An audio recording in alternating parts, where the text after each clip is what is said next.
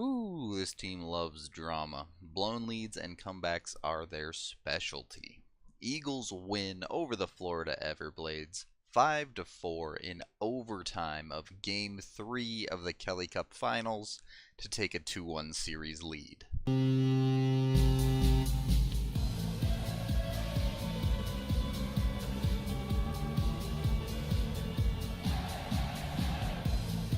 This game started out straight off terrible. In the first 3 minutes of the first period, the Eagles would take 2 penalties, giving Florida a 5-on-3, and of course you know they're going to capitalize on that.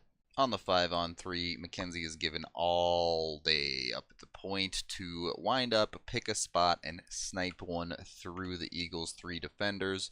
You also have the man in front totally uncontested, screening Kanata, so Kanata has no chance at this one as it gets rifled up over his shoulder. So not a great start, but luckily, falling behind is the Eagles' secret weapon in the playoffs, and from there the Eagles just take over the game. They don't even wait for the next penalty of theirs to expire and pick up a shorty to tie it.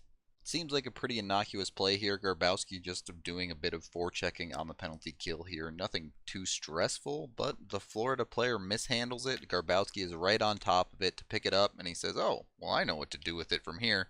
Look at that, already down, we let, giving up so much room in the top side of the net. Yeah, Garbowski's good enough to put it up there, and he makes sure to do so. So yeah, after a terrible start, you quickly even things up, and that's how the game would look through most of the first half of the period. Eventually, as the period progresses on even footing, Florida gets dinged for a couple penalties, and it's the Eagles' turn for a 5-on-3, and they're going to do the same thing Florida did.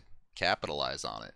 With all the extra space in the 5-on-3, a little pitch and catch eventually leaves Jolie wide open in the near circle. Jolie, with that much space, you know he can pick corners. Dang near pops the water bottle for the lead. I don't know the exact numbers, but the Eagles' record in the playoffs when Jolie scores a goal is something absurd. I think they might have one loss when he scores one, and that's it. So, yeah. Pretty good sign. Now the key here for the Eagles was, instead of doing what Florida did and giving up a shorty on the ensuing power play, no, they figured they'd just score another power play goal. Nothing too fancy here either, just the puck coming up to Marto at the point, and you're going to see Barron slip in from behind the net to in front of the net. He gets a nice tip on this one, and it slips past Wheelet for Barron's first ever professional goal. Congratulations to Barron on that goal. Scoring consistency has always been a bit of an issue for him, but if he can find a way to do that, you know, I wouldn't rule out a possibility of him making the NHL. And more importantly, directly related to this game and series, the Eagles pick up 2 power play goals there. That's absolutely huge for them. In the conference finals series, the power play was an absolute death blow to the Eagles. They went 2 for 29 in that series. I know technically one of them was the series-winning goal, but that's just not going to be good enough in the finals here, and they're showing that the power play can be a weapon for them. So, all's good in the hood, right? You're up by 2 with about 5 minutes left in the period. You should be able to cruise this one into the intermission. But oh no, this is the Eagles after all, remember. It has to be at least exciting. After scoring 2 goals in about the span of a minute and a half, a minute later they give one up as well. This puck gets passed up to Rattel just shy of his own blue line, and the problem is he doesn't manage to clear this puck, even though he's right there.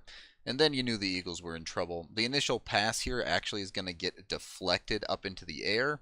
Unfortunately, it floats right to the perfect spot where no Eagles are going to be able to collapse on Bulmer. Bulmer takes it off the hop here and just launches it in and past Kanata.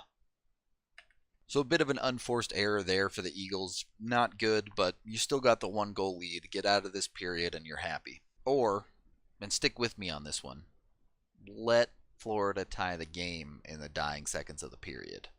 A weak clear attempt by Cliff Watson here is going to get stopped at the blue line, and then the Eagles defense just gets caught with their pants down. It just gets softly thrown towards the net, but no one is covering McCarron in front, so he gets to put a tip on this one, and it's unstoppable for Kanata.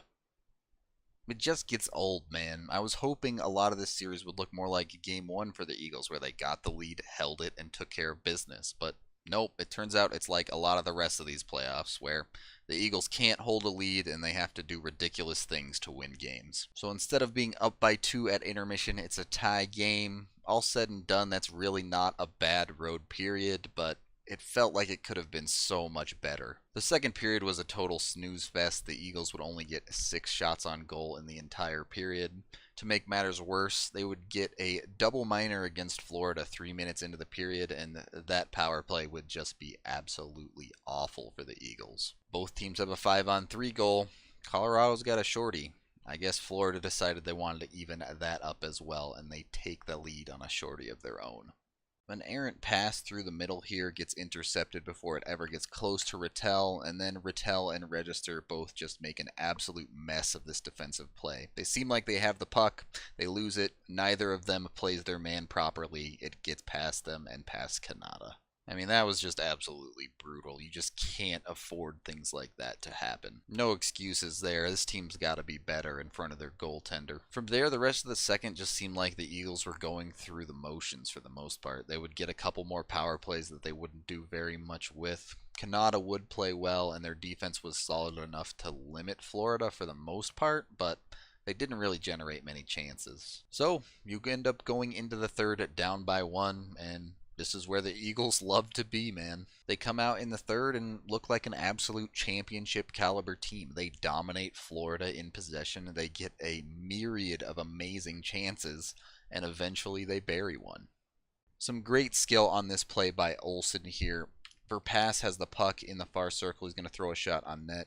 Harrison gets a tip on it. Doesn't score, but it makes a nice rebound. Olsen does a great job reacting to this, quickly getting his stick to the backhand to get an initial shot on. That shot either gets blocked or bounces off Harrison, I'm not sure, but again, Olsen very quickly reacts and bats this puck out of mid-air to knock it into the net.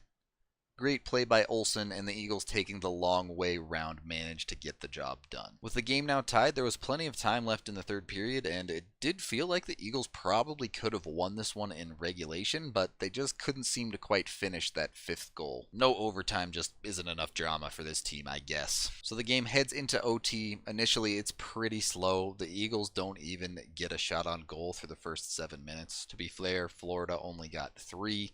So it just wasn't a very high-octane overtime. Then the Eagles turn to the last page of this game's script, force a turnover in the offensive zone, and finish the game.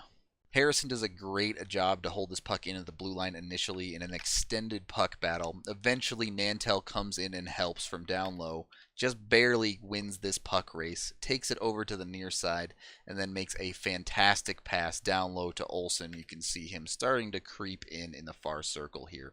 This pass through Nantel basically nutmegs the defender, and then Olsen finishes. I mean, pretty much all the credit on that play should go to Nantel, but how about Ryan Olsen? How good does that trade look right now? Not only did he get the overtime game winner in Game 7 of the Western Conference Finals, but he scores the third period goal and the overtime goal here in this one to win Game 3 for the Eagles. Those are just a few of the plays you can directly point to say that the Eagles wouldn't have made it this far without him. And so, as hard as the Eagles make it on themselves, they still manage to get the win and recapture the series lead up 2-1 now. With 2 more games in Florida, at very least, they have forced a Game 6 back at home. That is the end of this playoff game video review. Thank you for watching. I'm Rudo3, and you're going to want to watch the Game 4 one as well. It's a doozy.